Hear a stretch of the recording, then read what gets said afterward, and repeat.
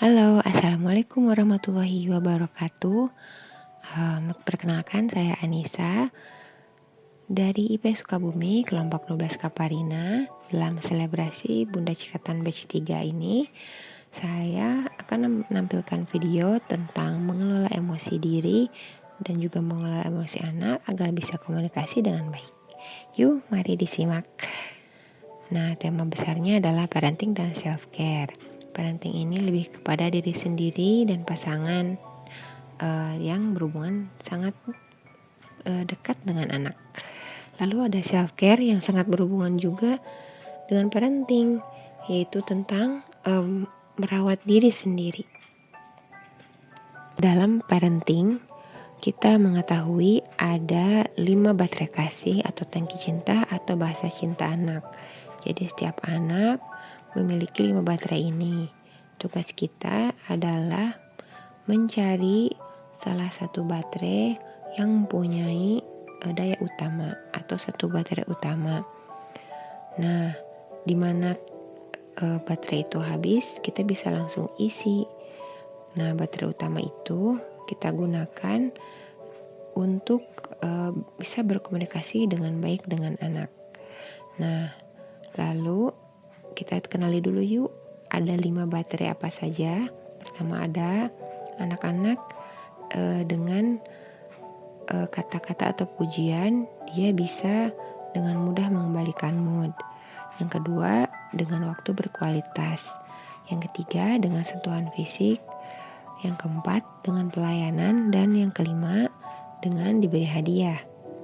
Nah, sebenarnya kelima baterai ini harus diisi semuanya, terutama sampai usia 3 tahun.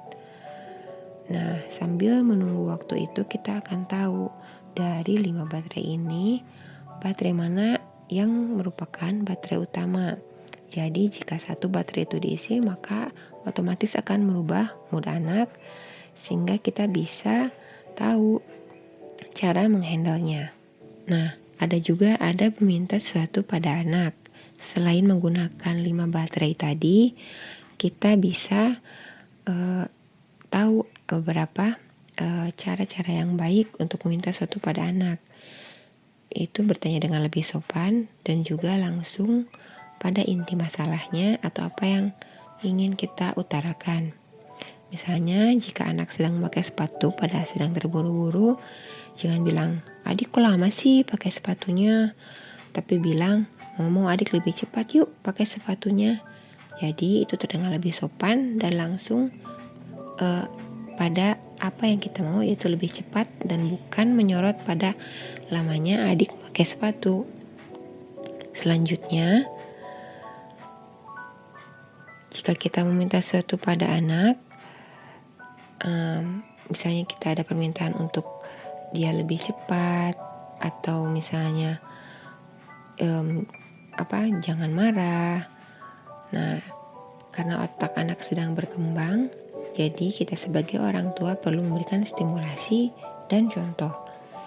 Nah, stimulasi bisa dimulai dengan pengulangan-pengulangan agar neuron atau sel saraf di otak anak terus tersambung dengan kuat. Nah, dan juga ada contoh.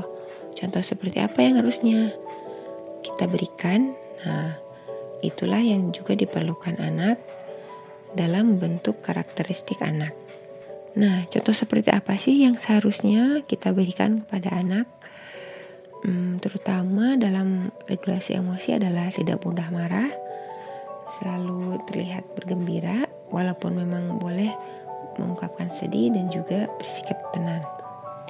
Nah, dalam hal ini yang saya soroti adalah tidak mudah marah. Tidak mudah marah juga perlu dilatihkan pada anak kita. Bagaimana kalau kitanya sendiri mudah meledak atau tersulut emosi, terutama dalam pengasuhan anak. Nah, cara-caranya adalah agar tidak mudah terpancing emosi marah adalah mengenali apa yang membuat kita terpancing emosi, atau minimal kita tahu apa yang membuat kita bad mood. Yang pertama, mungkin kita sedang lapar atau kita sedang lelah fisik, atau banyak pikiran, atau mungkin kita sedang PMS. Kita harus ingat-ingat, kira-kira kalau kita marah, apa sih yang sebetulnya kita rasakan saat itu? Nah, kita harus atasi itu dulu, baru bisa kita dengan baik berbicara dengan anak, agar kita tidak marah dan anak juga tidak marah. Nah, ada juga cara yang saya kemarin terapkan adalah self-care.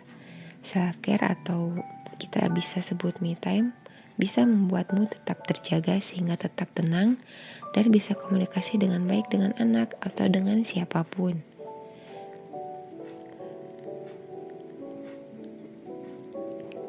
Self-care bisa juga untuk mengembalikan mood.